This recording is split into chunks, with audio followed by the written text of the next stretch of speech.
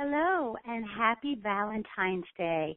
This is Helane Lipson, your host, and you're tuned in to Sovereign Media. Happy Valentine's Day. This is also a full moon in Leo this day, February 14th, 2014. And emotions are flowing, that's for sure.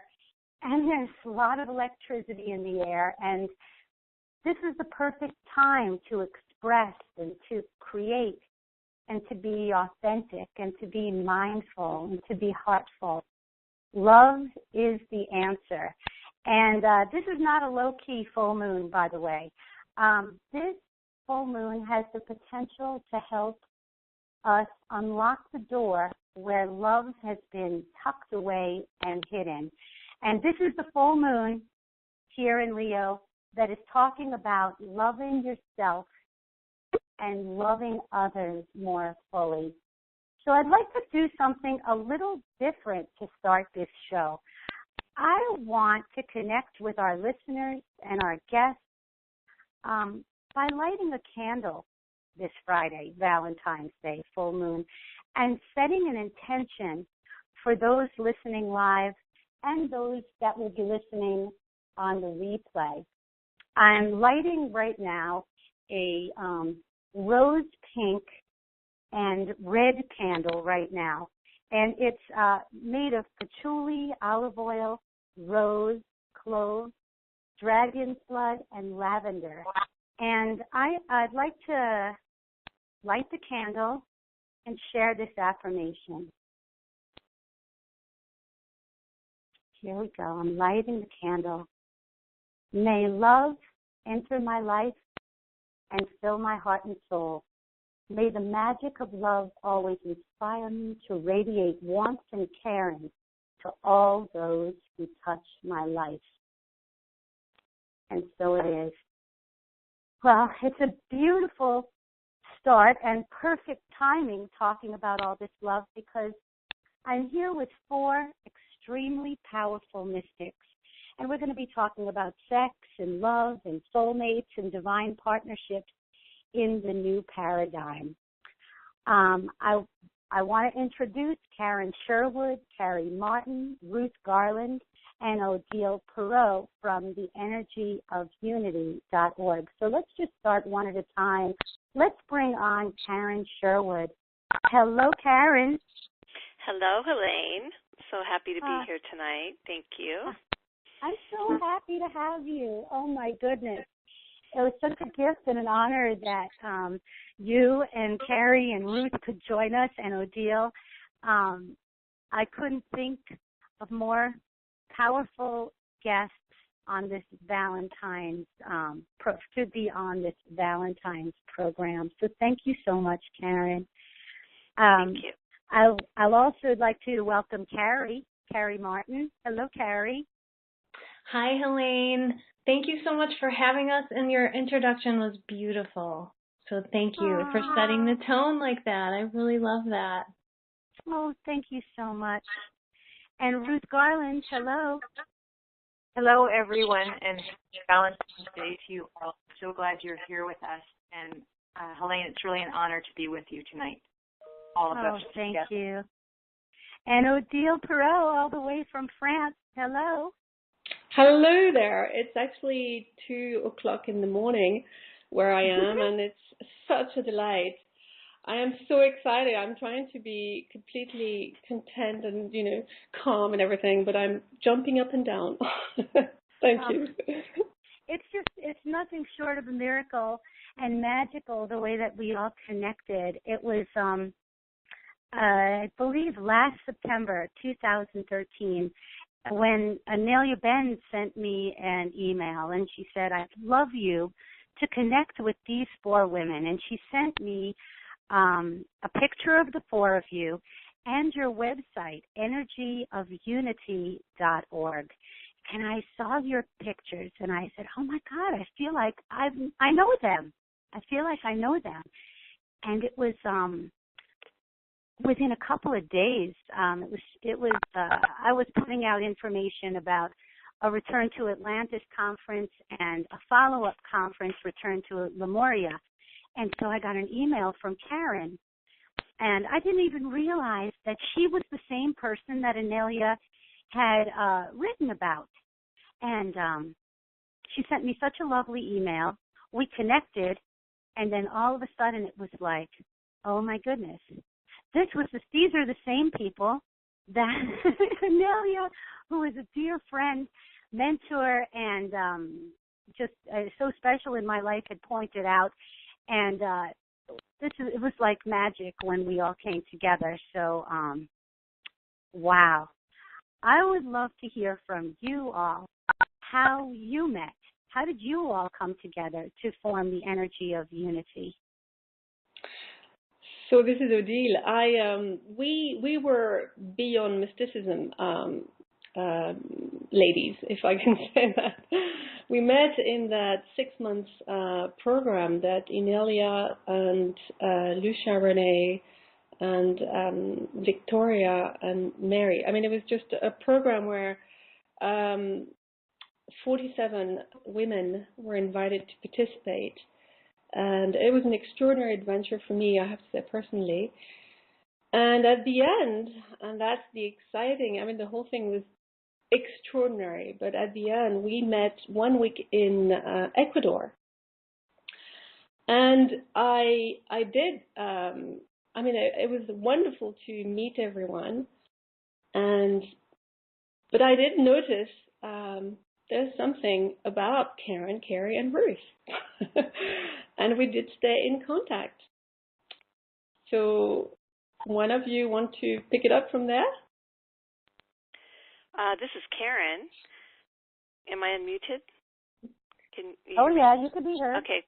I wasn't sure if I'd unmuted or not. Yes, I had the same reaction when we were in Ecuador. I'm, first of all, so grateful to the program that Inelia was part of, and the way that we did come together involved her in such a profound way. And it was a very special time of releasing a lot of our programs and blocks and getting to that place of being in the heart. And in that heart space, we had some very special connections emerge. And when we got back, it was not too long after I had been back. I live on the island of Kauai. I woke up one morning, and after a brief meditation, I had a real clear sense of just inviting Odyle and Kari and Ruth to come to Kauai. And I wasn't really sure why, but I had a sense that we had some kind of an agreement to be here together and have an experience together. So I sent out the call to all three of them and got just beautiful, warm responses back. We had a lovely time in Ecuador, but we were by no means lifelong friends or people that had known each other a long time in this life, so it was still quite new. And they were very beautiful to come. And when they did come, we had a really powerful, extremely magical connection that kind of profoundly changed me. It was very transformational, and it was an experience of working closely with others and moving from that place of our mind and in the planning stage into our heart center, and we just played like children.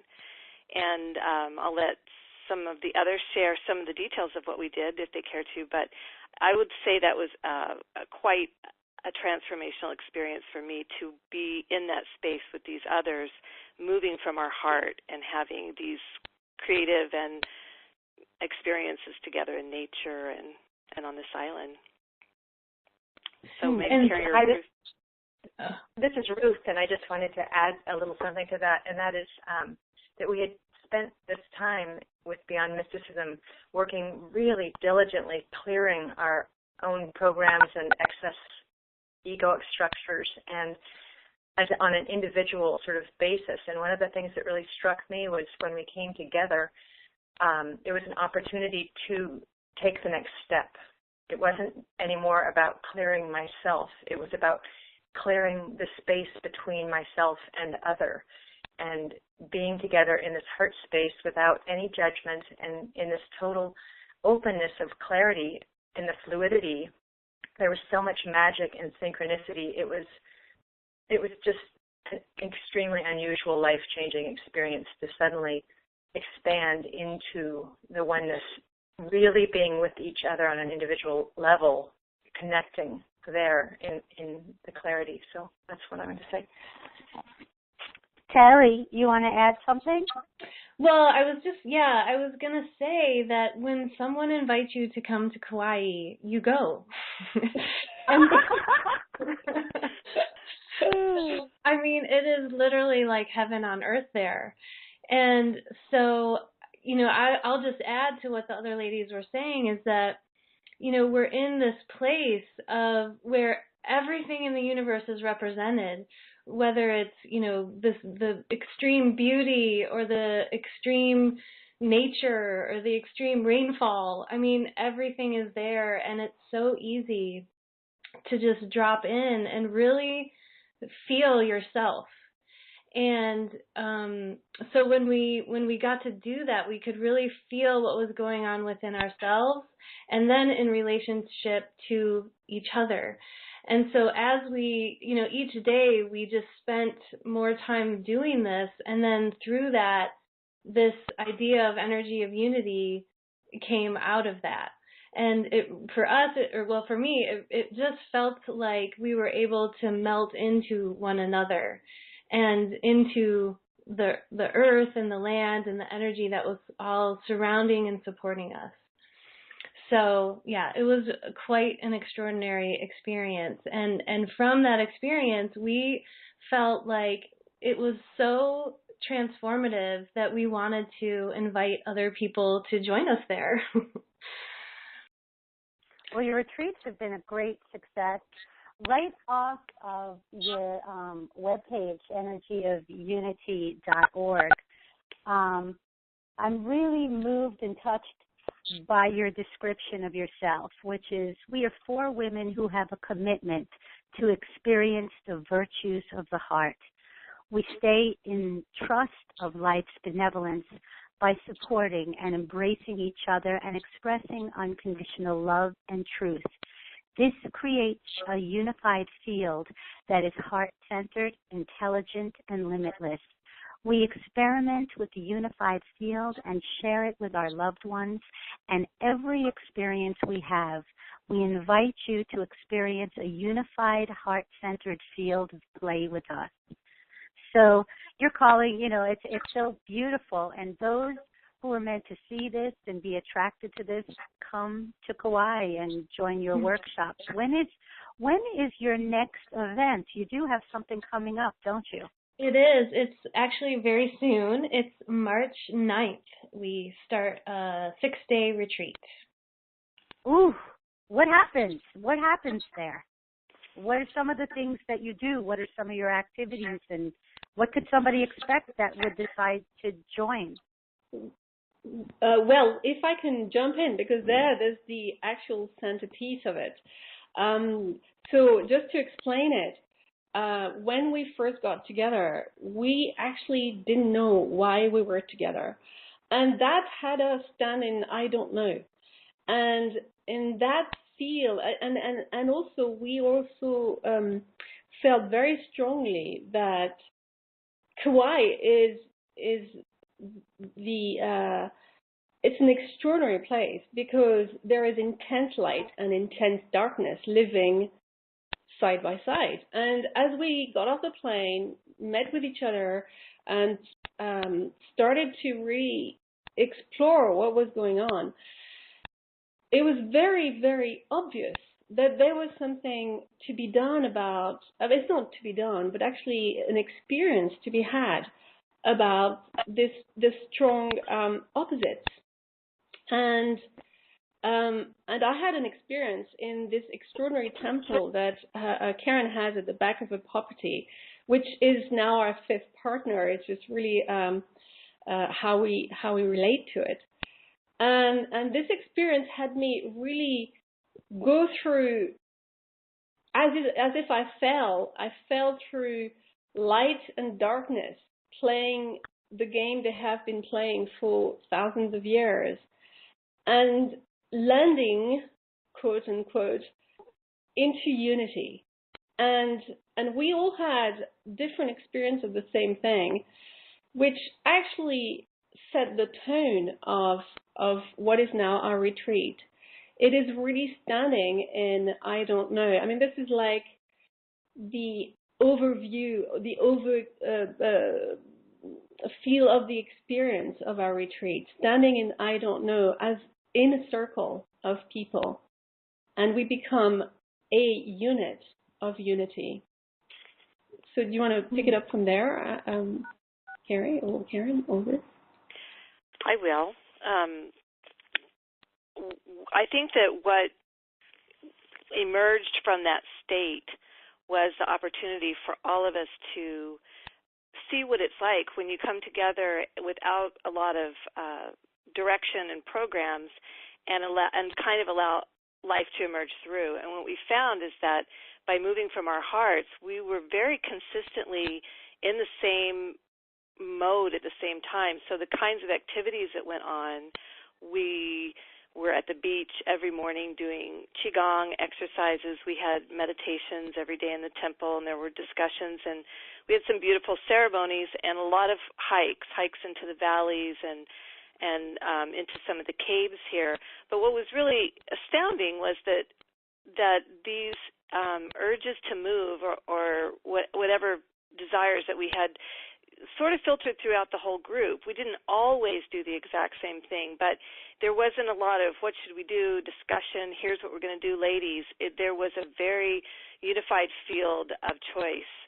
And from that place, there was a safety that got created. And within those experiences that we had, people really let down their guards into their kind of a deeper sense of themselves. And if there were blocks or things that were going on for them, they could emerge, and then the group sort of handled them gently, shared them as a group. So I think somewhere on our website we kind of describe it. It's kind of the way dolphins swim together. And if you're ever out in a boat or out in the ocean and you see them tracking a boat, they swim so closely together, but they don't bang into each other. And that sort of describes what the experience is in the retreat. So there are many incredible sacred places that we go into and interact with, but we don't have, it's very much dynamic. The experience is very dynamic. It's interesting to hear what you've created together collectively, but in and of each and every one of you, in and of yourselves, is an extremely powerful and connected mystic. And you were all drawn to Ecuador, Vilcabamba, to evolve and expand, and better understand your craft as mystics. And even separately, each and every one of you is extremely powerful. I've had the opportunity to talk to every one of you, even just on my own privately, and I know the power that's within you separately, and then coming together, the sum is greater than the parts. And so these types of retreats are really, they are a new tool for future growth that people will start to look at for spontaneous transformation. Some people go to therapy for 10 years to experience what they can experience on one of these 6-day retreats with looking within. And now speaking of that, here we are. This is the Valentine's show, and people that are listening out there in the airwaves and people that are going to be tuned in for the replay are looking to have some questions answered about love and sex and sacred partnerships in the new paradigm. And over the past 3 days, I've had so many questions come in from all kinds of people that were curious about all kinds of things. So I'd love to start off just asking a general question, being that today is Valentine's Day. And honestly, there's so many people right now that are nursing their broken hearts tonight, that are feeling lonely, that are feeling separate, that are feeling undesirable, that are feeling unwanted. I would love to know what advice you can offer those who feel sad and alone tonight. If I may say, it's Odyle. I would like to answer that question with a share, actually, if that's okay. I spent 7 years with a wonderful man who happened to be my tantric partner. And during these 7 years, we never argued. And every time we talked, we said I. And it was extraordinary because I didn't even know it was possible with another human being, let alone a man. I had, loads of ideas how man would behave, and this one didn't behave that way. It was extraordinary. 7 wonderful years. And then in a year and a bit ago, he said to me, I want to go back to my country and fall in love with a Bulgarian woman. And with all my years of training, here I was in front of that man telling me this, and I broke to pieces. I absolutely broke to pieces. And I thought it must be because I'm ugly. And then when I was done with that, I thought, oh, no, I know. It must be because I am stupid and I am too old. And then I was done with that, and I thought, oh, my God, I am so heartbroken. It's got to be because there's something wrong with me. And this man shouldn't leave me because we're life partners. We're tantric partners. What is going on? And I was absolutely brokenhearted for 2 months. And then in a conversation with Andrea, another sister from Beyond Mysticism, and I was telling her all about it, and she said to me, Odyle, I'm sorry, but you are a little inauthentic about it. And I'm going, oh my God, what's going on? She says, Vlad left you, as you say, but I don't see it that way. This sounds a bit more like you are the victim of this situation. And in that split second, I saw that I had a choice to actually perpetuate the suffering and tell me the story that I was not creating this, but actually being the victim of this situation.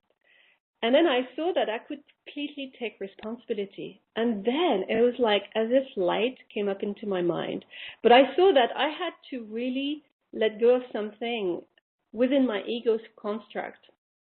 And I mean, Andrea, if you're listening to this, I am so grateful for that moment. Because then I thought, oh my God, you are right. Even though he said what he said, and it looks like he was leaving me, I also created this. So we are separating, and I'm fully, completely participating in this. And then I got my power back, and it was just absolutely wonderful. And then it took us another 4 months. We had set up 6 months to break up. And it took another 4 months, and we're like children. And actually, he was chasing me around, telling me how beautiful I was, and we were preparing each other on our journeys. And I was, we're going to shops, buying all the stuff he was going to need in Bulgaria, and we were planning out my life, and I was telling him how I felt, and it was just the most extraordinary thing until the day I took him to the airport. And there was nothing else but deep gratefulness. It was extraordinary because that I didn't know was possible either. And I embraced him in my heart and in my arms, and he went. And it was just absolutely, and actually, as a matter of fact, he is still in my heart. He's there, and I am delighted to be into another. Now I'm in France, and I'm in a completely different life.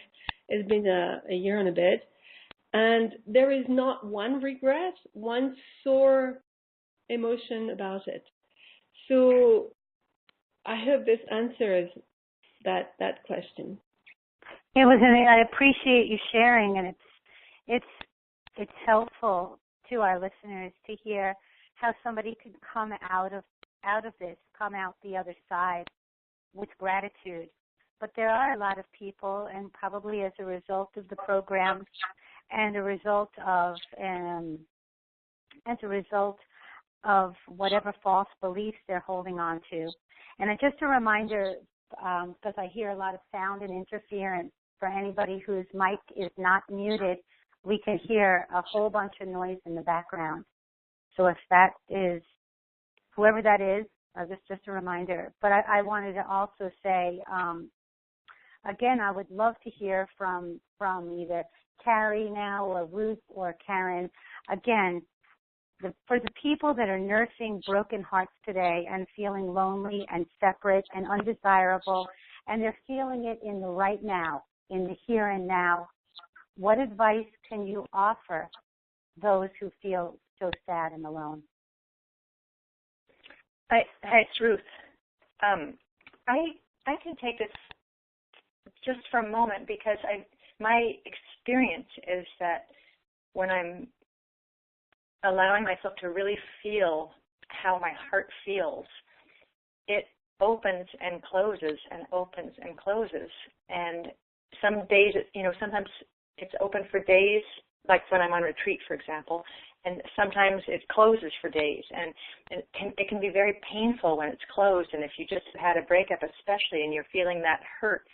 And, my suggestion or advice is you don't have to be the hurt. You can witness yourself hurting. And it's a really good opportunity to sit with yourself and really experience to the best of your ability without judgment, listening to yourself and your self-talk. And as Odyle pointed out, choosing to be kind to yourself and choosing not to give up all your power, choosing to sit with yourself and be your own best friend and be the best mother to yourself or the best father to yourself. And really ask yourself, what would that look like? What would I do in this moment in order to experience that? And sometimes you can make your heart open back up again, and you can choose. You could watch a movie that is full, open-hearted and full of love, or read a book that has a lot of love in it. But I think it's important for me not to avoid the pain, to really allow myself to experience it and watch. Of course, the one thing that's certain in life is change, and knowing that your heart will open back up again brings me a lot of comfort. And so we're passing through these times, and we're learning from them and making those choices to love ourselves and give ourselves space and care for ourselves and let ourselves heal. That was a very, very good answer. Karen or Kari, would you have something to add? Can you hear me, Helane? And now we can. We had to mute you from the soundboard because we were picking up some feedback from yours and Karen's mic. Okay. So you're back again. Okay. Thank you for bringing me back. So I would like to just add on to what Ruth was saying, is that it really is an opportunity to go deeply within yourself and to really name what it is that you're feeling. So if you're feeling loneliness, if you feel abandoned, if you feel betrayed, those are like windows into what is actually going on. Because when you're in your heart, you know without a doubt that you are never alone, that you are never separated, that all there is love, and that is the essence of who you are. But it's this human experience that we're going through that specific events in our life or traumatic events in our lives or in this case with love, if you've had a previous breakup with someone or you felt left or abandoned, this breakup that could be happening now is simply reflecting previous feelings and failures that you have experienced in the past. And so the key to unlocking the healing is to really honor where you are now and to recognize that this is painful and that it's okay. But once you honor and recognize the pain that you're in and allow it the space or time that you need to grieve or to feel that loss, it's to make a decision that just because of this maybe what you would call a perceived failure, it doesn't affect the value of who you are at your essence, which is love.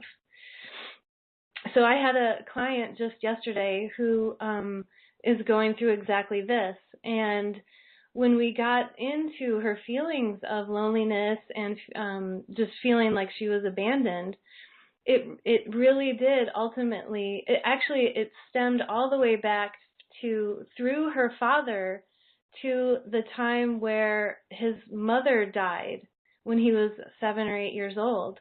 And at that time, he felt lonely, afraid, abandoned, and he didn't know how to go forward in his life. And so once she came along, he literally passed that energy and that programming onto her, where now whenever she gets left or feels like she's been left, she automatically goes into that programming of, I'm alone, I'm abandoned, and I don't know how to go forward. And so, I mean, these programs can run really, really deeply. And so it is such a special time for you to just honor and acknowledge what you're going through, but to know that deep inside of you, there is healing. And at your core, you are the essence of love. And when you engage with that essence, nothing can stop you from bringing that love into your life again. That felt so good. That really felt right. And it is so important that we stop and take a look at why we're feeling what we're feeling. Accept it. And Kari, I love the way that you said that. And Ruth, that was such helpful advice. And Odyle, it was so nice to hear you share that story too. I want to take a second to remind our listeners that if you're looking at us through the computer, that we have a chat room feature. So you would find on the left side of your screen, if you clicked the link, you'll find that there is a chat option. Pop on and say hello to us. We'd love to hear your questions in the chat room too. It's nice to connect with old friends in the chat room right now. I also want to make this announcement too. You know, I know this is a free show. You're all tuned in and this is free, but it's not free to host this program.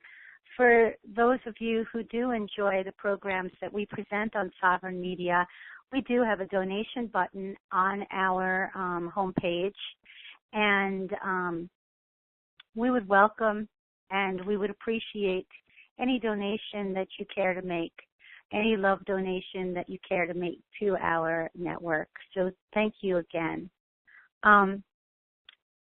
That was really good. The way that was 3 perspectives to a question that so many that really affects so many people on Valentine's Day. And another very popular question or running theme that was brought up by a lot of the messages that I received before the show. It was something like this: what does true love in the higher dimensions look like? What is a divine relationship? So that would be the next item that I'd love to talk about. Who'd like to jump in first? And Karen, is Karen unmuted? Am I unmuted? Can you hear me? Yes, you are. There you are. You're back. So, okay. What does true love in the higher dimensions look like? Who would love to start with this one? Well, I could share my perspective on it. I love that. Yeah. I think that to me it's in my experience, it keeps coming back to self-love and moving into our own heart space. And to the degree that we can do that, and clear as much of the projections that we tend to focus on other people, especially in the area of love. It's such a rich area for growth, and it's such a painful area sometimes for our human experience, because so many of the things that actually we're holding as beliefs about ourselves get projected onto the people that we love. And so in my experience of life, this is just me, the lovers that have come through my life have been incredible catalysts for me to reveal those limiting programs. And as I do that, and as I release more and more deeply, then my experience with my partners, or my partner now especially, it really increases in intensity, and the aspect of just simply having the experience of love, being in their presence, is more prevalent. So I think really the secret, in my opinion, and this is, I guess, in the dimension that we're in right now, I would assume as we all move into higher vibratory levels, this just intensifies. But the degree that we can actually clear ourselves for self-love, that's going to be the biggest thing that improves our experience with our lovers, more than attracting finally that soulmate or that person that we have, a belief that there's one particular special person. In my life experience, there's been more than one special person in my life, and I think for most people that's true. And so anyway, I just feel like that's really where the focus needs to be, is on clearing ourselves of our own limiting belief systems and programs, and projecting dad into this situation, or mom or grandpa, or whatever has gone into those programmings, releasing those within so that we are in that heart space and we're in that space of love. Then when we come together with another person, we'll be perceiving them through our heart, not through our mind and what we think they should be. So it could be very surprising to people who is, quote, a soulmate to them, or who is a true love in that higher vibrational experience of love, because if we're really loving ourselves purely, there could be a lot of people that we're able to connect with in that level. That was a great answer, Karen, actually. It's a great answer, because we are moving into the higher heart now. We are moving, and there is a drastic there is something different going on. I want to tell you something. We have a surprise guest, too, just in time to talk about love in the higher dimensions, too. Yeah. You ladies are going to be so thrilled, because we have with us Inelia, Benz, our friend that introduced us all. So I'd love to just welcome my dear friend, Inelia Benz. Hello, Inelia. Hi. Hi, Inelia. Oh, love. The party has begun. Woo! Yes. Oh, what a treat. Thank you. Oh, we love How it. are you all? Yeah, it's very good. It's like a reunion. So happy to see Wonderful. you. Yeah. Oh. Before you came on, Inelia, I was telling the story of how you had sent me an email about these 4 lovely ladies in the Energy of Unity retreat. And then they ended up finding me, and then we ended up connecting, and then how then we were like, oh my God, Inelia sent me an email days before about all this in an interesting way. It was very, very cool. And before you came on, we were talking about what does true love in the higher dimensions look like, and Karen was just talking about that a second ago. I would love to hear your take about what love in the higher dimensions looks like. I think that it's all about being completely ourselves. It's not so much about what we think of as love today, especially in a romantic kind of things, because it's Valentine's Day and stuff, right?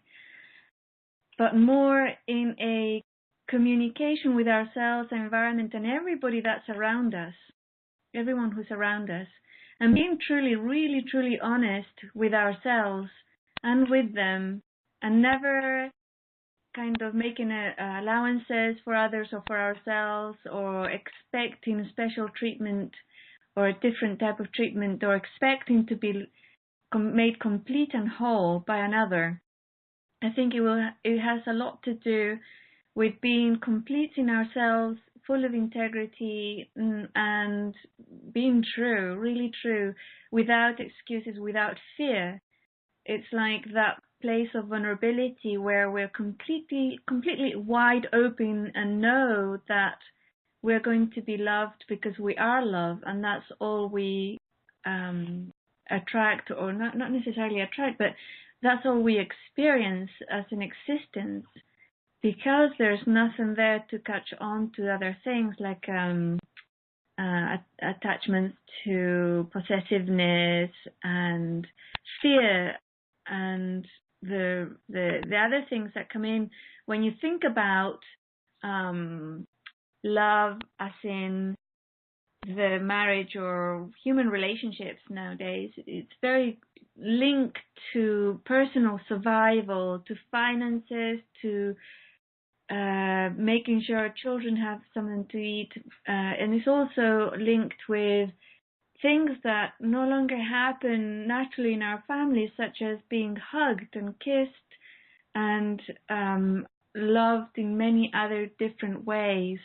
So I think that as we move forward and bridge over into the new paradigm, what's happening is that love becomes something that is in ourselves an extension of who we are. And anyway, I'll get off my soapbox now. Oh, it's very interesting. I would love to even take this a step further and ask what sex looks like in the higher dimensions. I've been feeling more and more. There's no just, I don't want to say, I mean, it's just, you just don't, you're not just with somebody for the fun of it. There's I have absolutely no attachment to empty, meaningless trysts, I guess you'd put it. Oh, I don't know about that. I might be open to that. You might be open to that? No, I just feel like kidding. There seems to be no. There's just no more just going with somebody for fun, because it seems like their hooks are in you. You're actually connecting in a field with someone that it might be not on your frequency. It may just be the lustful desire to just connect for that minute. But I'd love to hear, and from Inelia and our Mystic team, what does sex in the higher dimensions look like, sexual relationship? This is Kari. Okay. So I know for me, I mean, that I agree with you, Helane.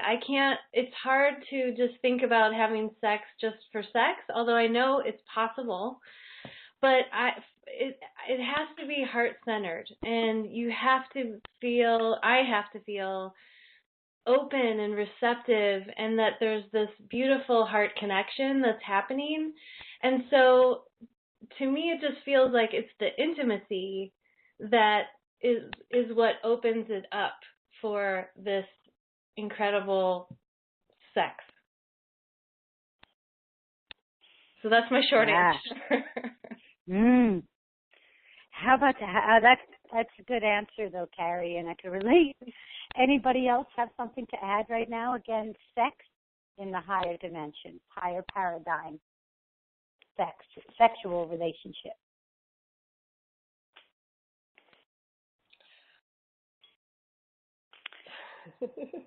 Okay, come on now. No, okay. There's a little expectation that because I'm French, I might have to speak about sex. We're waiting for it. It's really great, actually, to see that in France we have a whole different set of rules. I mean, it is conditioning, and it is stories and beliefs, and yet we have different ones. And it's very interesting to see the different outcome. It's not better or worse. It's just different. But as it comes to sex, I would say sex for me is the highest catalyst it's like, I would say it's like a tool. It can be like a tool. And it's the highest catalyst that's going to really show what is going on within. And for me, there is no preference for having sex with a man that is this and this and this and that, or a man that is less of this and this and that. And well, it's just that whatever is presented to me that feels right within my heart, I know that this is the sex I need. It's just the ultimate expression of, it's really going to work like a magnifying glass and put this me under that magnifying glass. And it's actually a story of me with myself, even though there is another.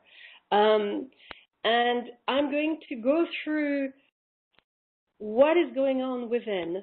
And if I really have no judgment and I allow everything to emerge as it emerges, it is a beautiful, beautiful thing. And I can't think of any other subject that is more loaded and charged but sex. I mean, a relationship is fine until we have sex, It's really, and if it's good, then it seals it. And if it's bad, then it's over. But actually, if we look at sex as, okay, right, this is me with myself, and this is the ultimate mirror that I have so close to my face, I'm going to really see what is up to here. Then it is a fabulous thing, and there's no wrong move. So if you had the most terrible sex with this man, and this woman, and you are tempted to judge it, please don't. Just be with what is going on within. And actually, for me, there is no mistake. There is no mistake in what happens in the present. And being with that is absolutely the treasure. And of course, I've done some tantras. I can tell you, it is fabulous when you all meet in all the 7 chakras and you have sex and you become the other, and it's just extraordinary. I mean, it's just amazing. But in the end, this is a preference, and to actually prefer that is limiting, because it's not going to happen every time. And if I wave off everything else that happens, then I steal away the presence of what is. And for me, this is my master. Reality is my master. Whatever shows up in my life, I am a participant to it. So to really see it as something that's going to call me back into who I am is magical. I'm not sure if I was very clear. It was interesting, and I get the impression that when something feels right, you go with it regardless of what you feel like you're supposed to do. I don't believe in necessarily also just waiting for something. It's like waiting to wear your good clothes, waiting to use the good china, waiting to.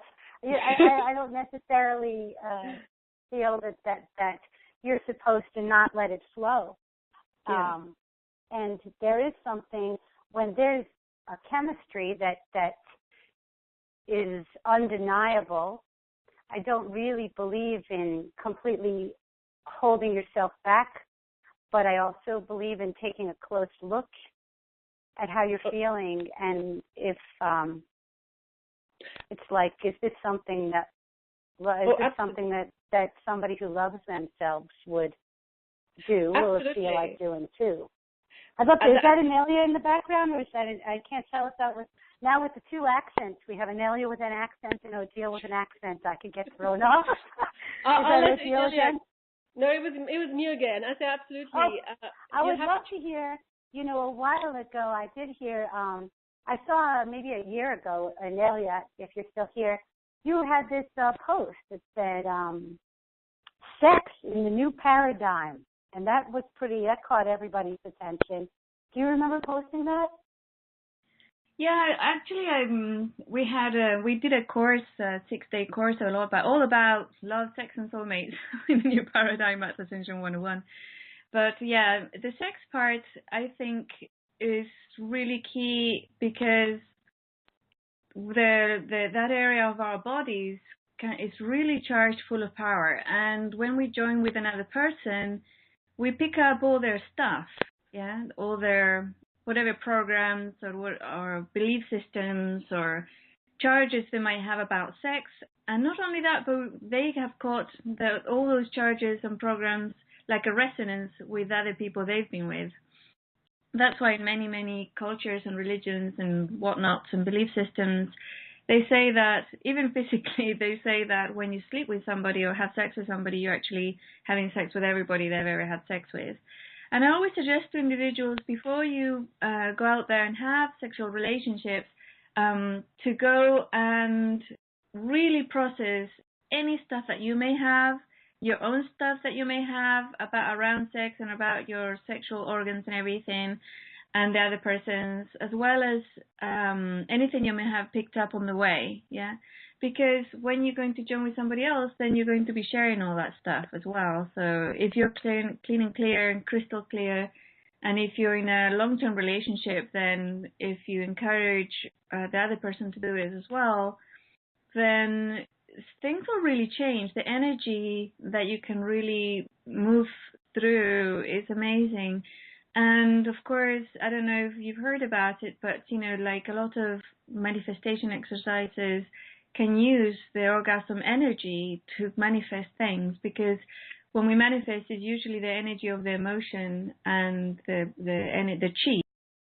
And when we're in the middle of orgasm and you go, a high vibrational earth and collective, human collective, if you think about that as you have your orgasm, collective really powerfully. First of all, yeah, I heard of that. That's the sexual transmutation, and Napoleon Hill talks about that in manifestation also. So I've heard of that, and talks about it that is one of the most powerful tools in creation and manifestation. So yeah, I also want to say, I just want to comment, your Love, Sex, and Soulmate was a life changer for me. I've played that over and over and over again.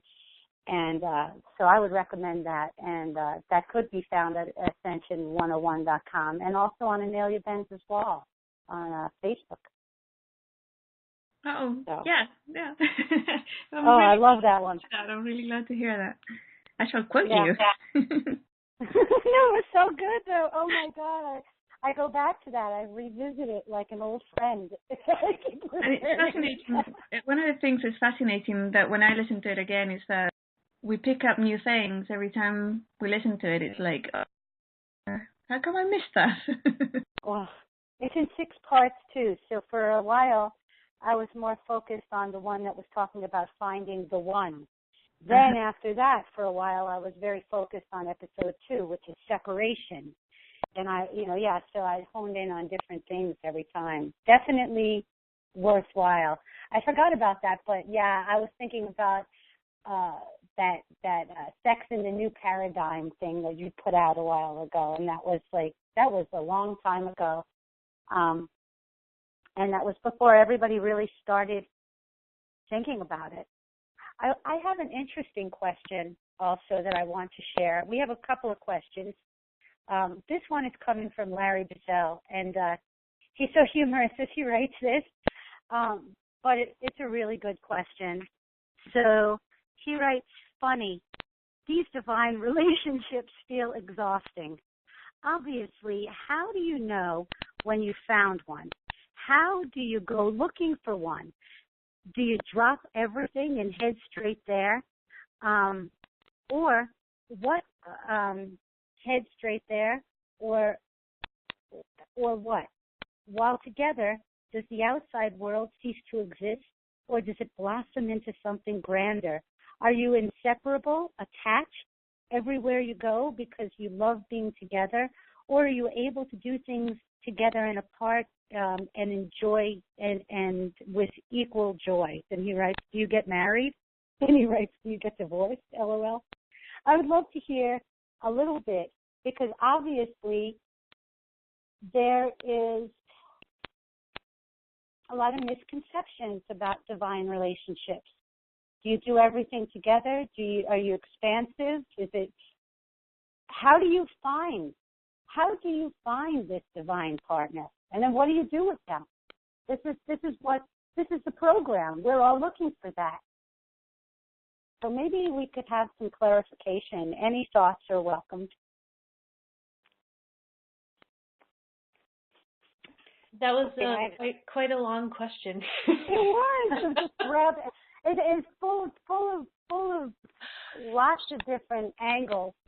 I would love to hear just your view, because this is just a real person sharing some real thoughts, and there obviously is a lot of confusion about divine partnerships. Are you my soulmate? Are you my divine twin? What are you, and what do we do? What does that mean for us?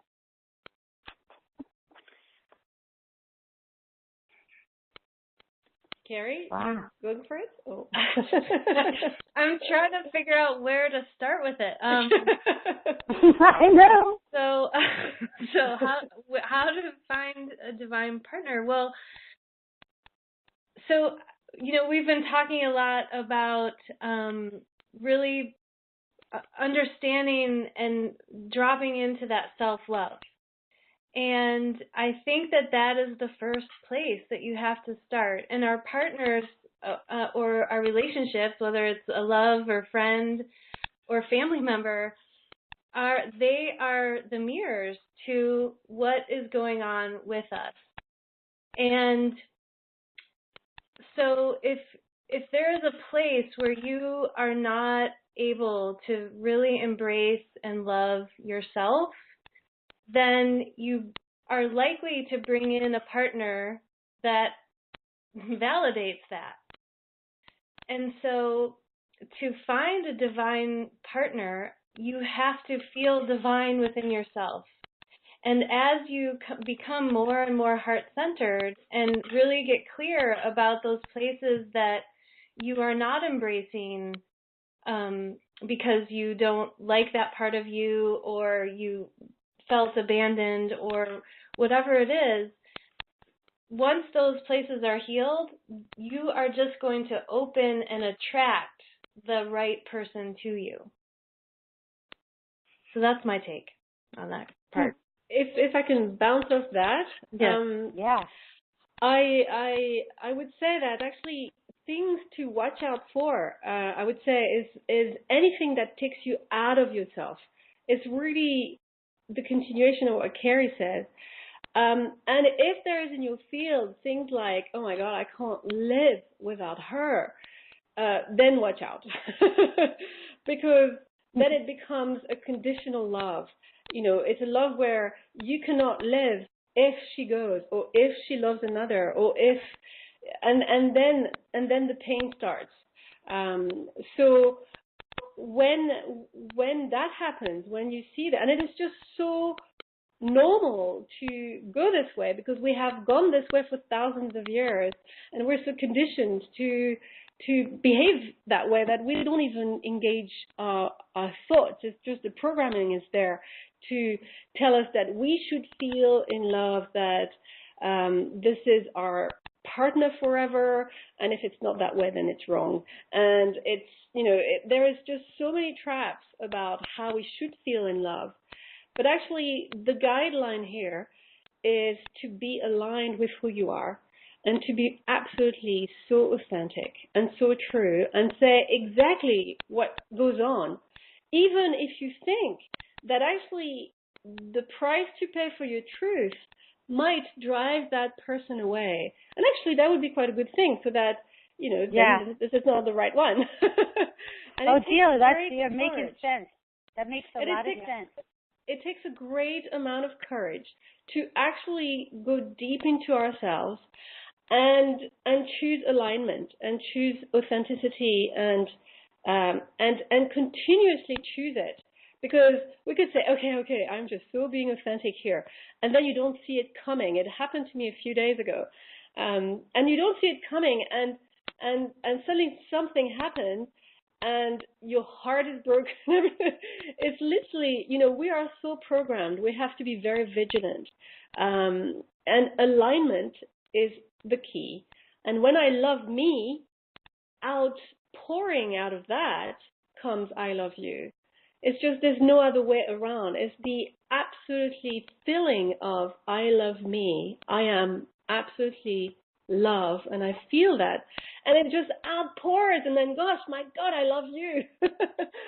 And that's going rather this way than the other way. Normally we say, I love you so that I can hear that you love me too, and that's great because I don't love me, so I need you to love me. So it's a business arrangement. Yeah, no, that makes sense, and that's really that resonates so well with me because many of us have lived in that old type of paradigm relationship that was courted or conditional, and so that is something to listen to. If you don't do this, then I'm not going to do it. You need to do this, and I mean. Now we've had some quiet members in the background. Ruth, are you still with us? Yeah, actually, I have something I could add. Thank you.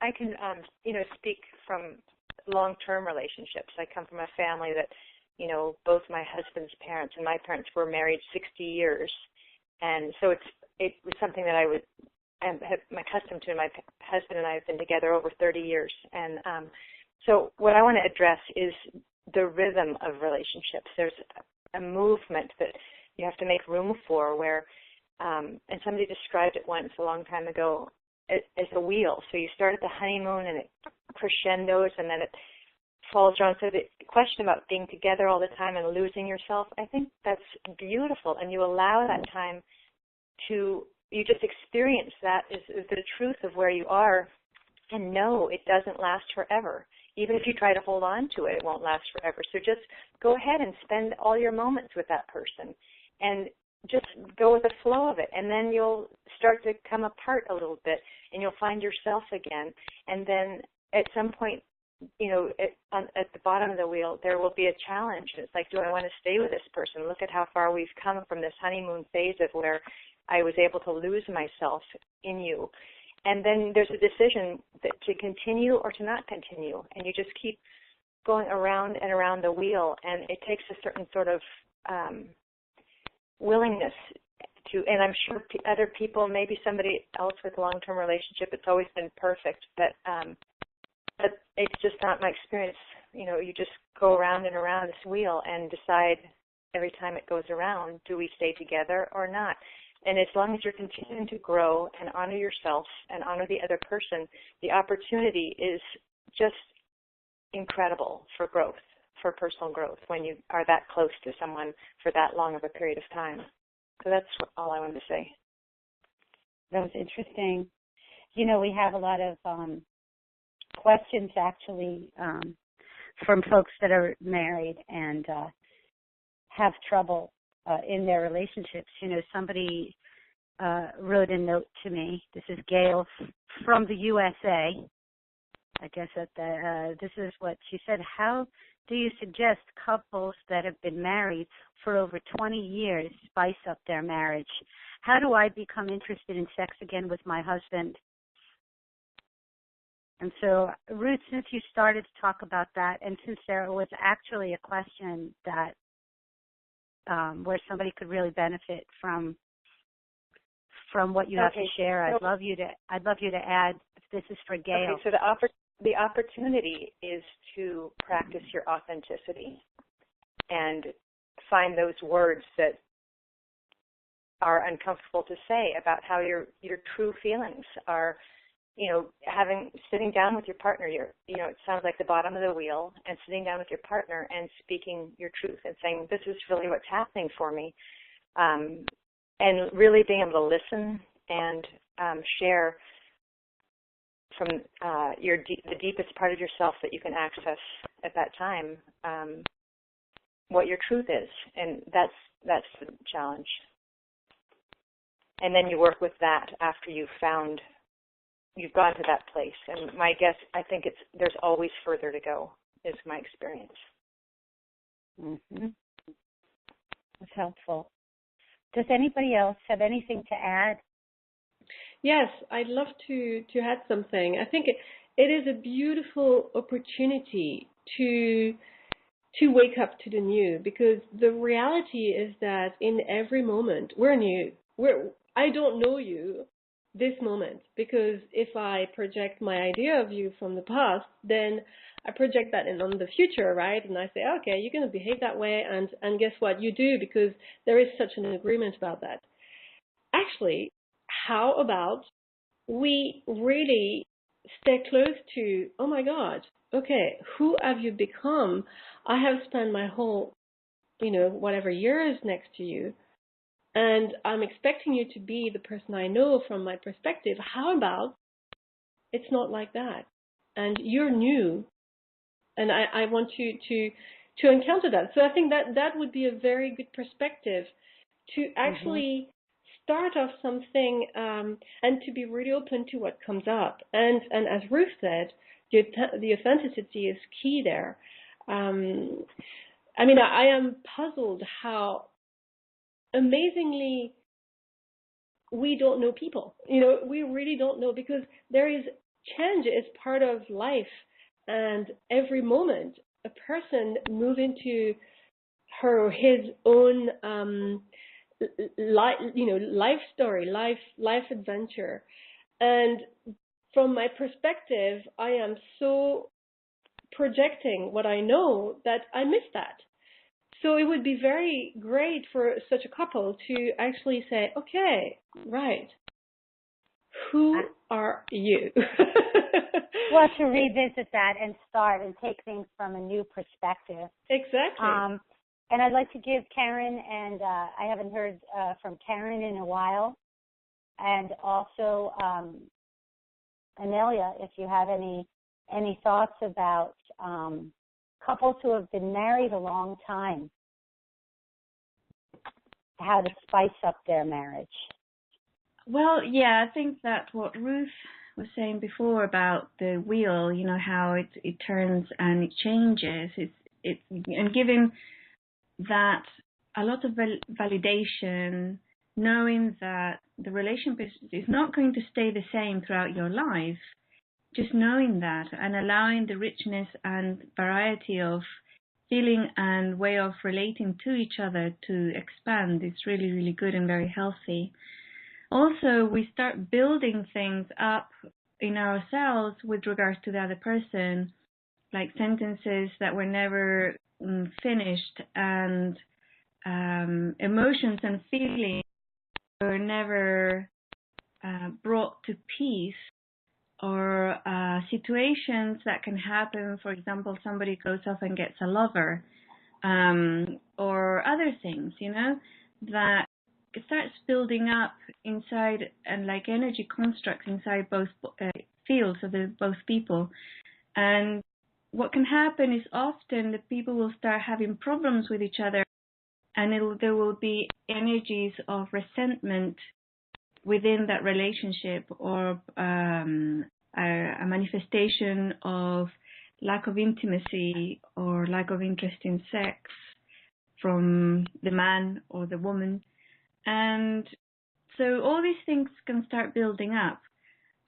What I would suggest with these, when this happens, is to really sit with the energy and don't suppress it, because often to keep the peace or to be able to have a good evening, we suppress things, and when things get on our nerves, we suppress them. So I would suggest not to react to it and lash out, but to respond to it in a way that you process it by allowing that energy to exist. So, for example, say, you have a husband or a wife that does something or hasn't done anything in particular that day, but things are building up, but you have no idea. But every time that other person's around, your husband or your wife, you feel a huge sense of anger and resentment. And you start giving out to the kids or to the pets or to your friends or to house, breaking things or whatever, or even to the other person, but for no apparent reason, or reasons that you think are valid. They didn't take the trash out, or they put in the dishes wrong in the dishwasher, or they didn't make dinner properly, or whatever, right? But we sit with the energy that's coming up, that resentment and anger, and allow that to exist, and allow that to grow, and we give it a color, we give it a flavor, and we allow it to exist in our field. We welcome it. And, it can take a few days. You might have to do this for a few days, especially if you've been married a long, long time with this other person. So allow that to happen and just sit, and don't necessarily try to express to the other person or try to communicate what you're doing or anything to do with the other person. Just do it for yourself. You will see that things will start changing. So things will start morphing to something else. And don't be afraid to realize that perhaps you have moved on and it's time to leave this person or to have that person leave. Because that can also happen, yeah? It's not well, here you said in the description, so casually, about this long relationship. Well, if the person takes a lover, well, we have relationships where people have cheated on the spouse over and over and over again. And you're right, maybe sometimes it's time to leave. Maybe sometimes it's time to leave after something like that, or ongoing built-up resentment has really kicked in, like you were describing, and it was coming. It's and the kids are feeling it, and it's in the house, and things are breaking, and everything is coming apart. It's like a sign sometimes too. I would say if you are considering separating from your long-term partner, or even a short-term partner, resolve these energies before you separate. I'm not saying don't separate, but resolve the energies of resentment and everything before you make that break, because otherwise you will take it with you, and the next relationship you manifest is going to be identical to the last one you left. So really go in and resolve without the victim, she did this to me and he did that to me, and it's like all that stuff. We have to really process that, or the energies of victimhood or anything like that, so that we can move on. And when we move into a new relationship, if we want to move into a new relationship, often we don't want to really be clear of those energies and the resolved before we separate is actually optimum. But if the situation is really dire and it's really negative, then, just do it and resolve it afterwards. But I would suggest do it beforehand, definitely. Interesting. One of the things that comes to mind is the idea of how do you spice up a relationship. And what comes back to me is I think you take a good look at your own life and see that you're wanting spice in your own life. So if you were alone, how would you spice up your life? And within the relationship, you can still honor the other person and make sure to be kind, but it's really not their business. But honoring the contract that you have with them, and bring some life back into your life. That's your responsibility, and it's not theirs, and it never was. So bring your life back to life yourself, and then see where you're at. That is so powerful. For people listening, it makes so much sense, and really cutting to the core of issues that so many of our listeners are dealing with and looking at. I wanna switch gears a little bit, and I want to talk a little bit about twin flames and soulmates. Is there somebody really out there that is our divine match? Are there several really good ones? Is there a harem out there for us? And I know terminology and linguistics, twin flames, twin ray, soulmate, soul match. I'd like your take. Do you believe in twin flames and soulmates? And do you think that there's one person for us, or there's several? I'd love to hear some of your views. And I know, Karen, you've been pretty quiet, I'd love for you to start it off if you are with me right now. Yes, I'm with you. Can you hear me? Thank you. I sure can. Hello. Okay. Oh, I just was so loving the discussion on that last topic and soaking loving. in Me too. every loving word it. of it. Yeah, that was really awesome. And this question, I can only really speak from my own experience, and I'm not probably trained metaphysically enough to speak about the definition of a twin flame or soulmate that might be out in the general population. But from my own experience, I feel that every relationship that I've had, a few that were very meaningful relationships and long-term relationships, and each one of them really brought me to a deeper level of understanding myself. And at the time that I was with each of those partners, they were reflecting back to me exactly what I needed to resolve and experience. And in my relationship now, there's maybe some of that work has been done, but it's less about that reflection, and it's more just an experience of enjoyment. And I don't know if that, I honestly don't know what a twin flame or what a soulmate actually would be. But in my life, I feel like as I've become more authentically myself, then my experience with my partner is reflecting that. And so there feels like a great deal of support and love that's flowing between both of us. So I'll bet somebody else has a little bit more specific information about it, but that's my take. Well, thanks. Perfect. Anyone else? I would love to hear about Inelia's take on twin flame and soulmates, because in my experience also, it is such a charged topic, and it comes from such conditioning where your shining light is going to turn up, and it's a bit of the same thing, you see. And I am more inclined to, in my own experience, to believe that each person I am fully engaging with is the person I need to be with in the time. So it's, but for definition-wise and more on that topic, I'd love to hear about Inelia. Me too, but I want to say that, Odyle, that was a really good point. Every person that you're with at that particular point, you're experiencing something, and that is the right person. That's what somebody in the here and now will do. I can totally relate to that. Inelia, what's your take on twin flames and soulmates? Well, you probably know what my take is on that.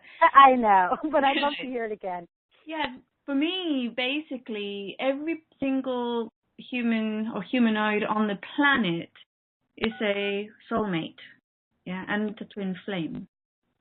Now, how we relate to them, and that's why I always say, don't find the one, find a one, find a soulmate, because everybody has that potential. I get so many emails, messages, and things from people saying, you're my twin flame, or you're. And you know what? They're absolutely right, because I am everybody's soulmate on the planet. What makes the difference? Why would the individuals think that I am their unique soulmate? It's because I don't have any barriers. I don't have any holdbacks. I am there, complete and open for anybody to see, but also, most importantly, I see and I look, and not just, and I don't judge, And that has a lot of the qualities that we look for in that special someone, that they will see us completely, utterly, and absolutely. And there will be no charge of rejection or judgment in their eyes or in their field, their emotional field. And that's why it is so attractive, so fabulously amazing to fall in love and to be in love. Unfortunately, when we fall in love, and they call it fall for a reason, it's actually our perceptions go lower. That's why they say love is blind, because we see less. And, we can go into lots of other things there, but what I see is that our separation is really an illusion. And the individuals whom we suddenly find and we go, oh my goodness, and you're totally wrapped in their field and they're wrapped in yours, and you really want to be with them all the time and they're absolutely amazing and you want to have sex with them and everything else. Those are individuals who are vibrating and resonating at a very, very similar vibration that we are. So that connection happens a lot easier, much easier. And physically also are compatible with us. So that's why we fall into the illusion that there's only one out there or there's not many out there for us, because there's individuals who are resonating so similarly to how we are so few. Now beware, men and women out there, beware, because there are individuals who can map to you and pretend, and copy the vibration so that you fall into their arms, basically, thinking that this is your soulmate, when in fact it's all a pretense, it's not really real. But they're never lasting, after a few weeks, they can't really hold on to the illusion or the mask that they have put up to pretend to be that vibration. They start falling away, and then you start thinking, oh my goodness, what is this person? But that can happen, one of those things, or one of those games people fall into. And often it's individuals who are desperate to find a partner. So they will map or they will change themselves to fit into your vibration. So anybody on the planet is, and everybody is our soulmate and our twin flame. Just finding one that, someone who is actually can work with us in this very moment. And it's not like a forever thing. It could be if you both grow and change together and complement each other. It can last a lifetime. But often it doesn't, and we can have another one later on in life, and sometimes people find two at the same time, and then you have problems because society says that woman can't marry two men, like she can't have two husbands. Yeah, but I have heard you say so many times that everybody's a soulmate, and I can relate to that because we're all one. But there are certain people that bring this emotional charge to me, that bring this, I have this electricity with certain people. There are certain people that you are, I guess the emotional charge is the best description. I've heard you also say that twin flames are almost, they come into your life to help you burn karma. Is that charge that we're feeling karmic? Well, I don't say that. I just say that that's a definition. Yeah. But I personally don't agree with it. They mean that there to burn with, and you have a very, very rocky and fireful relationship. And I've seen that happen, and I understand it, but I don't agree with it. I don't think that we should or we want to go into relationships just to dump all our shit on somebody else, right? I don't agree. Sorry about that. So, although I do see that definition for twin flames, I think it's a construct and an excuse to use somebody else as our emotional punch bag. And I don't think that I would allow that in my life. And I would suggest very strongly that you don't allow that in yours either. Great answer. I would love to hear what some of the other ladies have to say about this as well. We're talking about twin flames. Yep. So my thought is that, we bring in the perfect partner for us to highlight the things that are going on within us. And as you work through that, so when you fall in love, like Inelia said, there's this feeling of familiarity and comfort, like you're coming home. And for a lot of people that also can mean you're replicating the relationship that you grew up with. So whether it's between you and your partner, it could look a lot like your father and mother, or how your father related to you. And so those dynamics start to repeat themselves in your adult relationship. So I don't believe that I guess it could be karmic, but really I just think it's what we're familiar with. We seek out what we're familiar with, and then that it finds us. And so that's why we were saying earlier that your partners are mirrors, and they reflect what needs to be healed within you if there's a charge. And then once you start to heal that, and your partner does that for themselves as well, that's where you grow and you can remain together. But sometimes that doesn't happen in relationships, and one partner is growing and the other partner isn't. And then it doesn't feel familiar to you anymore. It doesn't feel good. And so that's perhaps when people start to look outside of the relationship to get these new needs met, or they just realize it's not working.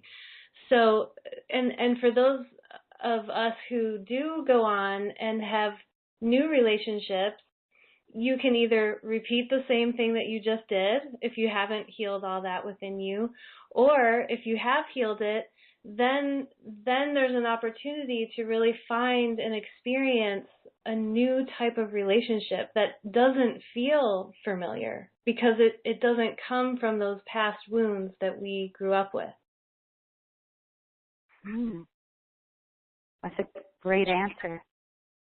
So, yeah. Keep bringing us back to, we're touching upon the notion of self-love.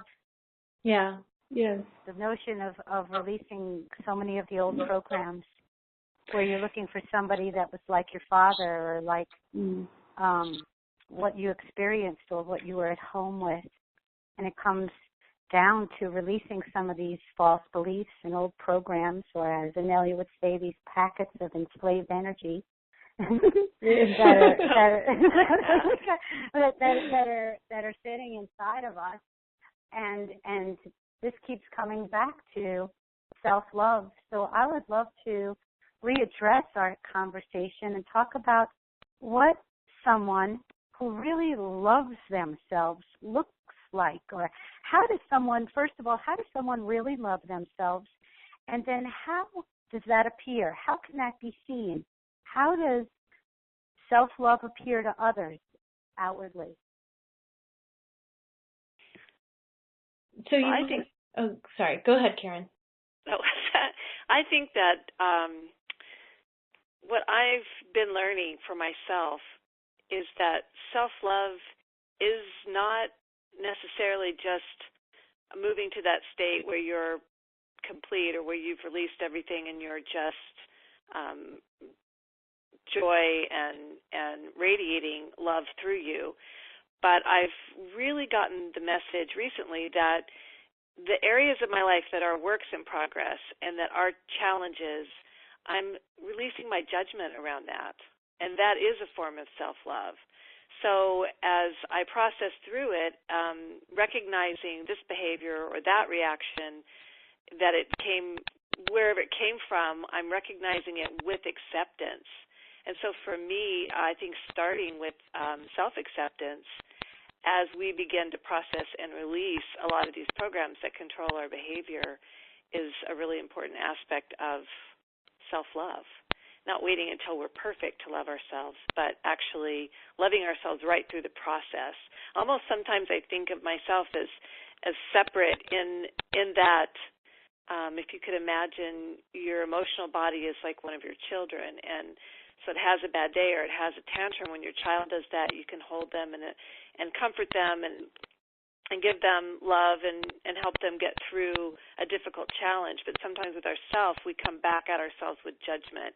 I shouldn't have done that. That was bad. I was wrong. And I'm holding myself more like my own child. And through that aspect of self-love, of lack of judgment, I feel like I'm moving deeper to a place of self-love. That's a great tool. That's a great way to visualize it. I'd like to bounce. I'd like to bounce up on that because we have written 7 rules of engagement. Actually, it's a very fluid concept. It will be changing, but I find that actually every time I read it, it just brings me back to myself. And it starts with, I start and finish each life event, anything in my life, in love. So, and that's about a bit like Inelia said, that it's best if you don't finish a relationship without this kind of ground. You just start in love and everything is fabulous, and then if you finish by slamming the door, then it's not over. It's over when you're back into love. This is full circle, and actually just knowing this, so that if it's like in the movie, I don't know if you've seen that, I can't remember which movie anyway, where it says that actually a story is not finished until it ends well. And it's very, very much like that. The second thing is to really commit to being responsible and to know that I create the world as I see it, as I experience it. And it's a tough one because we really love our victim perspection, and it's very, very nice to think that somebody did something to you and you were not taking part. So it's like a really moving into committing to being responsible for your own life. And after that is really being authentic, really diving deep into oneself and say, okay, I'm confused, this is not going well, what is going on? And really going within and drawing up what is authentically coming up through me, and then also it's also understanding that nobody needs to save me, and I don't need to save anybody out there. This is an extraordinary powerful bit of this statement, where it actually breaks the bondage in between me and another, and we are fully sovereign, responsible beings. And nothing can be done without your agreement. So that's also something that gets me, back inside. And also that I view every person's expression, every life expression that's outside of myself, as an opportunity to remember who I am. So even if an event is not comfortable or a relationship is not comfortable, it is there to remind me to point the finger back into myself. The next thing is I practice non-judgment and completely embracing everything. It's not condoning to everything. It's just embracing what is and non-judging. That is it's extremely important. So that's where we come from, and this is almost like a guideline. When I feel away from myself, reminding me all of these roles of engagement really puts me back into who I am, align me back into my own power. So that's what I wanted to say as a tool. And that actually is on our website. If someone wants to look at what Odyle is talking about, our rules of engagement, that is on the website energyofunity.org. That's helpful. So again, that's energyofunity.org. And we also do want to remind people again, thank you for tuning into Sovereign Media. This is a free show, but it's not free to host the show. So anybody who is enjoying this show, we do have a donation button on our main page. And if you are enjoying this and you'd like to give back, we would welcome it and appreciate it. So thank you so much. I want to ask Inelia, and I do want to touch and ask Ruth as well, who's been kind of quiet in the background. I want to ask both of you, how does somebody who loves themselves, like somebody who loves themselves, how do they appear outwardly to others? How do you know somebody loves themselves, Inelia? I'm not really sure, because the sentence to love oneself is so alien to me, I suppose. What I would think would be, I suppose, a little bit of what Karen said with regards to maybe the way we see our body, or emotional body, or mental body, and the way that these bodies sometimes will react without consciousness, and then we treat them with a lot of care and attention and love, and we daily embrace our body as an individual elemental and tell her or him that we love it. But from my perspective or my experience, I sense to be love. Yeah, it's like if I meet somebody who is love, I suppose that would be somebody who is not in a reactive or karmatic cycle, because they move through life, and I've met a few people like this. They move through life in grace and humor, and in a way that there is no egoic structure, but there is a singularity there that allows for one to be able to interact with them. The thing that really comes up to mind is just humor. You're just laughing with them all the time, and there's no projection of need, no projection of wanting to be validated or to be loved or to be even acknowledged as existing. They will be there, and they don't mind not being seen or not being there. It's interesting, but I see it as being love rather than being loving themselves. Yeah. Mhm. Yeah. And I like the way that you said that. They just flow through life with grace and ease and humor. And love just radiates from them because they're full.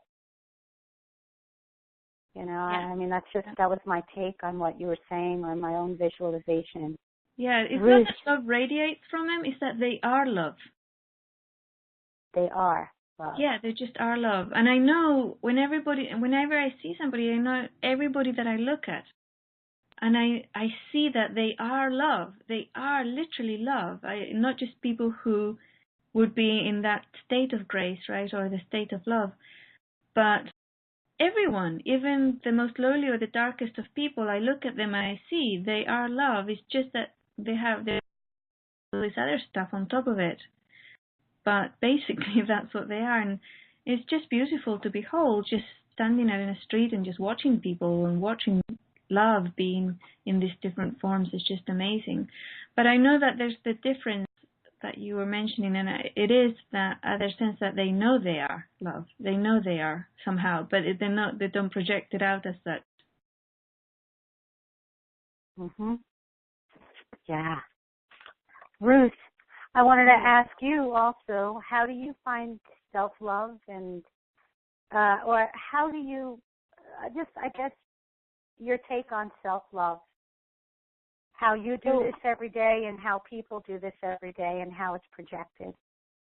One of the things that strikes me, especially during this very, very busy time that so many of us are in, is to take the time to sit with myself every day.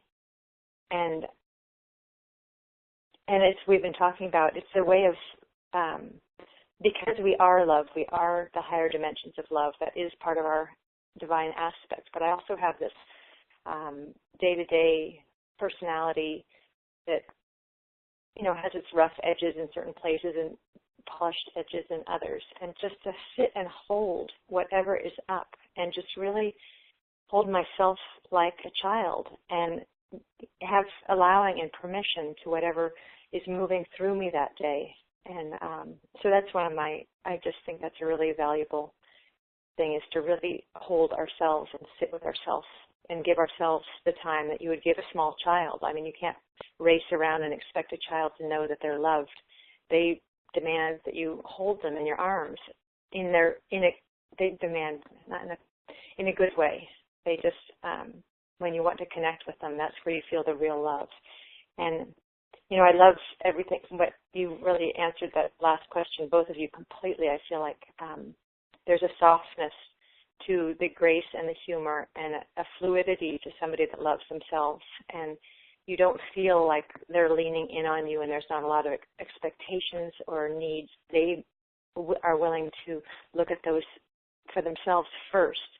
And then if there's a need that's above and beyond what they can answer, it's a different type of feeling, that they've done that sort of self-introspection and searched for an answer within before they come to you.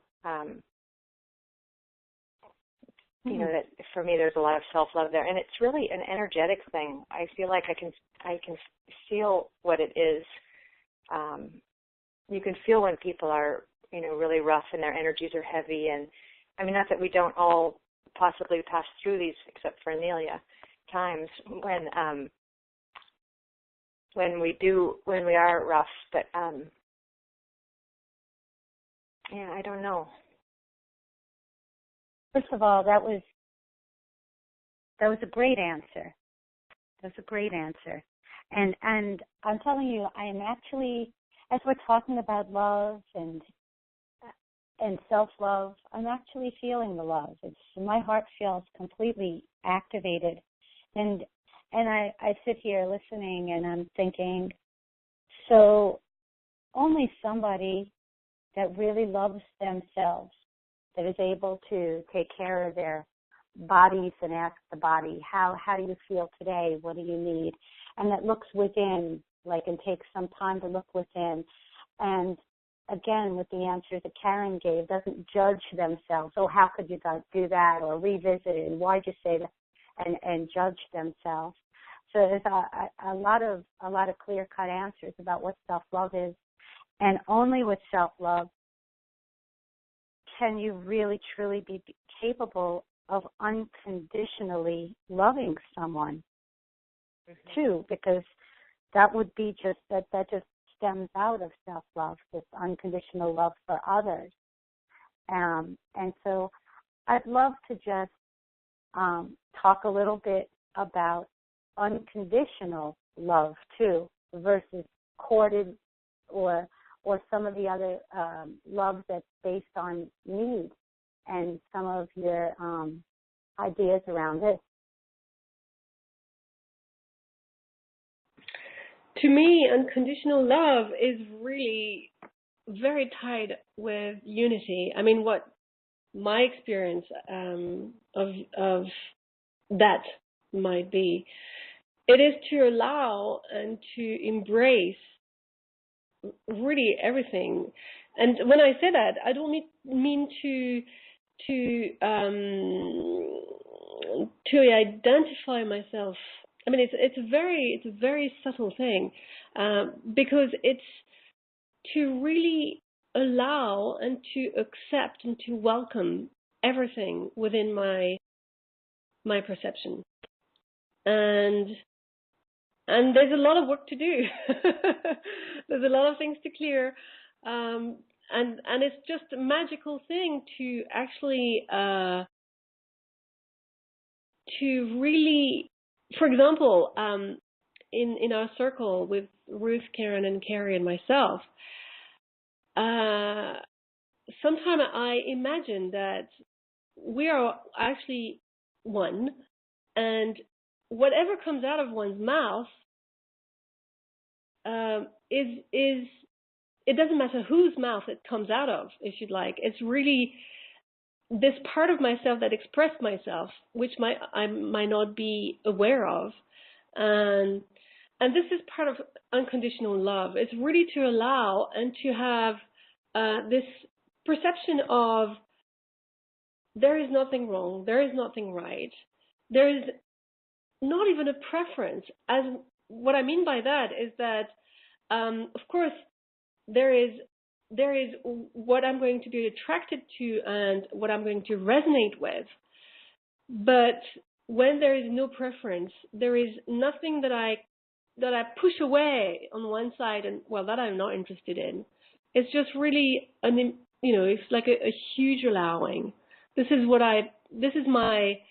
not the truth. It's just what I feel unconditional love might start meaning.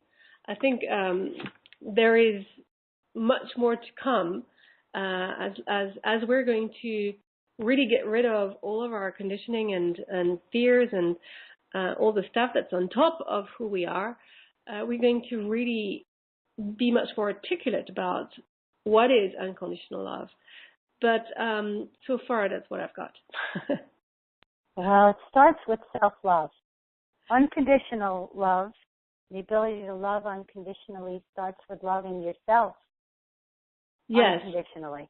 And absolutely. Then moves on. And this is the formation. We start with self-love and a new way of viewing ourselves as the divine beings we are. Then we connect with others in relationship format, whether it be sexual, whether it be business and partnership, whether it be just friendship.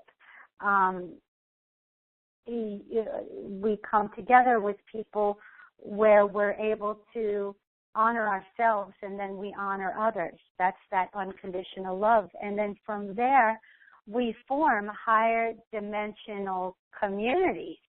And that's even, Odyle, I heard you mention the entire group and then how you would, how that type of community would form with that. And this is the new paradigm. This is what we're walking into. This is the new eon. I would love to hear some other comments regarding this.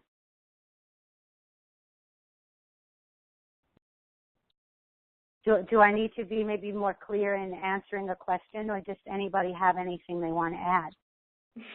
Can you hear me? I was talking, but I think I was muted. There's a lot of interference coming from two of the mics, so we've been muting them. But yeah. Come on in, Karen. I'm glad to hear. Okay. I'm open now. I think unconditional love, I'm having a big experience of this with my family right now. And I'm seeing that it's a lot about trust and respect. So, sometimes our family members are the closest emotionally to us, and we have the most attachment to their choices or behaviors, and so it's a great area to experiment and to witness how we're doing with being able to be unconditional. And what I found is that as I operate more from my heart, there's this enhanced sense of trust. I have a lot more trust. I feel I can determine more easily what I really desire or what feels right for me when I focus from my heart. And I'm finding with my family member that is going through a lot of extreme behavior and extremities in their life, I'm not afraid and I'm not judging and I have trust. And even though it looks really awful and there's a lot of conversation within the family and a lot of shock and outrage, I'm going through these waters completely peacefully, because I know that this soul is on her own life path, and that she will find her way. So for me, it's a lot about ultimate respect to allow others their experience without our judgment overlaying it. So I think that I'm getting to practice what does unconditional love look like, and that's an aspect that's really coming forward for me right now. That's a really good point, and I appreciate you sharing that.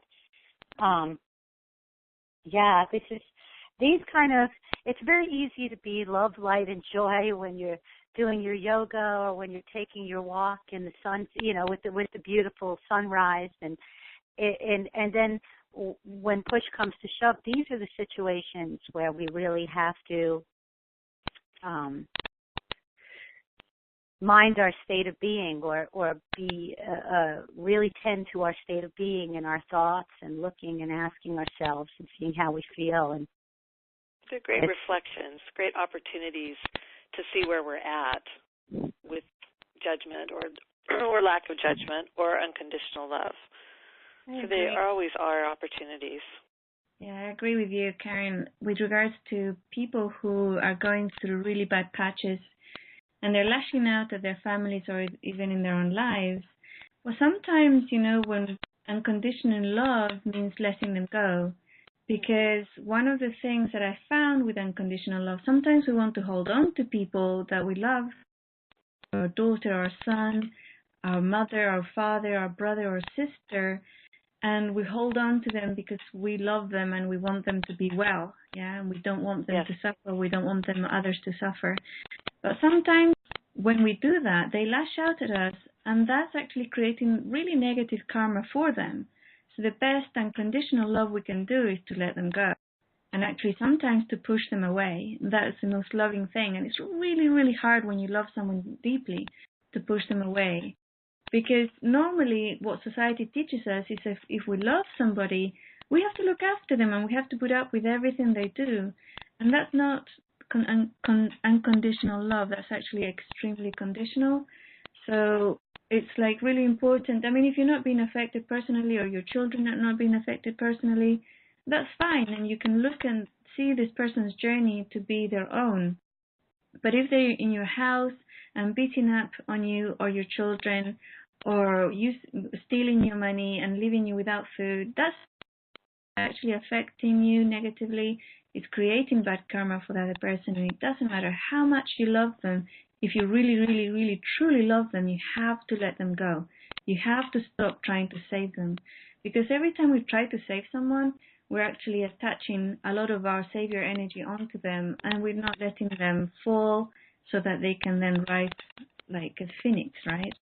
And sometimes they fall and they die, or sometimes they fall and stay down forever. And that's okay because, like you said, it was their higher self's choice to have that experience. So sometimes unconditional love can be really, difficult to carry out. No, it's really, this is so real because we're constantly experiencing all kinds of different things, and there's ups and downs, and there are different circumstances that come up, and we're really forced into remembering our life purpose, our mission, and all of these things come into play. So, I mean, this is so significant, and this has been an incredibly powerful show. I know that time is running away with us. I mean, time flew. I want to say thank you so much to Inelia Benz for popping in, and you're awesome. You made it. It's always a great party when you come. Thank you for the invitation, guys. Thank you, Inelia. Thank you, Inelia. Helene said, I love you, Inelia. It's a surprise, and can you come in without being announced? I said, yeah, absolutely. I really want to thank you. A little fun. Why don't you surprise everybody and come to Kauai? I'm planning. Yes. That would be a great surprise. That would be the best. I will be there. Oh. Wow. You're with us in spirit no matter what. That's for no matter what, you're here. Yes. Yes, definitely. We love you. I want to say thank you so much to our 4 special guests, Kari Martin, Karen Sherwood, Ruth Garland, and Odyle Perot. It was so nice that you came on because we really got right into it. All kinds of questions from all different angles about love, about sex, about divine partnerships. And there's a lot of wisdom shared today. So I thank you all. And I want to remind our listeners that these 4 ladies are having an amazing retreat in Kauai. For more information about this, you can go to energyofunity.com and check out their page. They also have a teleconference that's coming up. It's a free teleconference on Thursday the 20th. Is this on your Energy of Unity site?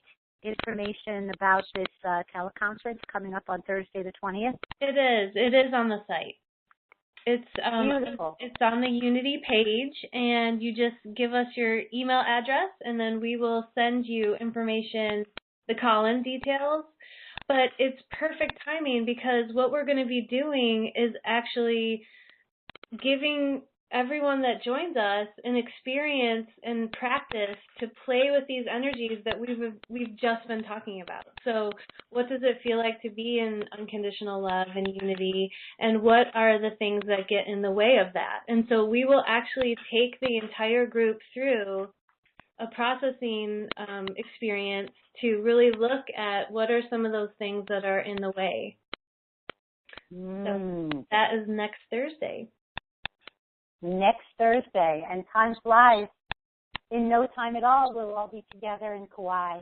Yes. Yes, and yay. I can't wait. I can't either. So thank you all. I want to, in our last couple of minutes, ask you for any closing messages you might have for our listeners about love, unconditional love, true love, about love in the higher dimension. I have one thing I'd like to add, and that is no matter what kind of love it is that you're wanting to draw more of into your life, I had a beautiful lesson come to me from some beautiful rocks that are in my experience and nature, and this lesson really focused me on focusing on what you love. So a lot of times when we're not in a loving place or we're experiencing what we perceive to be a lack of love, it's just human nature, and it's so compelling to focus on that lack or the discomfort that we're in. But really, until we shift our focus, it's as simple as finding something in your life that you do already love, and feel it through your heart and focus your energy on that thing and those things that you do already feel love for. And whenever you catch yourself moving into that negative space, pull yourself back to that sensation of love, even if it's just a past memory that helps you feel loving in the moment. That's going to have the most profound effect on your outer world over time. That's what's really going to change it. So if you want more love in your life, it's really simple and almost a cliche, but you really have to focus on the love, and you can do that by loving what you already love. Love what you already love that's in your life, and that means put your focus and your attention on that. Wow, that's a great piece to take with us. That's a great piece. Anybody else? Yes, I was about to say, and it's very much the same, but it's like another taste of it. And it's follow the joy, follow the joy, follow the joy. It is really the lightness of it, and it's not the silly, just let's have a laugh, or it's not like this. It's the profound joy, what really moves you and gives you the most joy. Follow that. Beautiful. It's true. And can I add for one the joy? Yes, I would love it, Kari. Let's hear it. Because sometimes we don't know what we love or what we feel joy. I mean, sometimes we are just in that space of I just don't know. And so what I would suggest to someone who might be in that place is to find the things that you're grateful for. So just looking at simple things like I have clean, fresh water, or I can take a hot bath, or the sun is shining today. And the more you bring that gratitude into your life, the more you'll recognize the things that you love and the things that bring you joy. I love it. Ruth?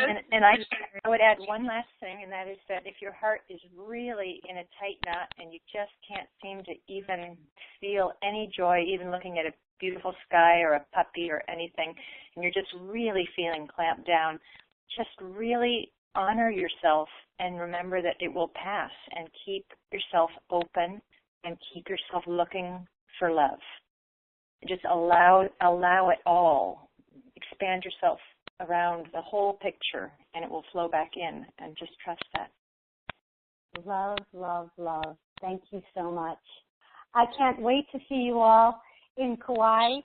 Check out energyofunity.org to learn more about the retreat and what's coming up with these four wonderful women. Thank you for tuning in to Sovereign Media. We have a wonderful show Thursday, February 27th, Exploring Your Human Design. Actually, one of my favorite topics. I'll be there tuning in to listen. Kevin Dehaney will be conducting this workshop. You can find out more about it on www.sovereignmedia.net. Thank you to all of our listeners. Thank you to all of our friends that are tuning in. Thank you to everybody that is catching the replay. You're with us right now. And we send you love, and we send you light, and we send blessings to all. Have a beautiful night, everyone. Namaste. Namaste. Bye. Goodbye. Namaste. Bye. Thank you, Helane. Thank you, lady. Bye. Thank you.